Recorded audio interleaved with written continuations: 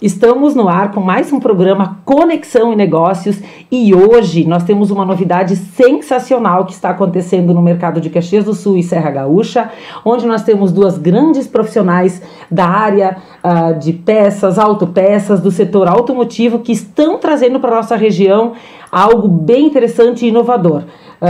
Conta para nós, Milene, do que nós vamos tratar hoje nesse nosso bate-papo. Estamos sendo, então, pioneiras, eu e a Fran, com a Escola do Mecânico aqui em Caxias do Sul, na Serra Gaúcha.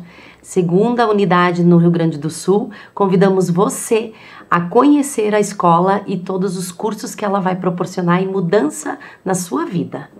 Fran, quando é que inaugura a escola? Dia 15/4, às 19 horas.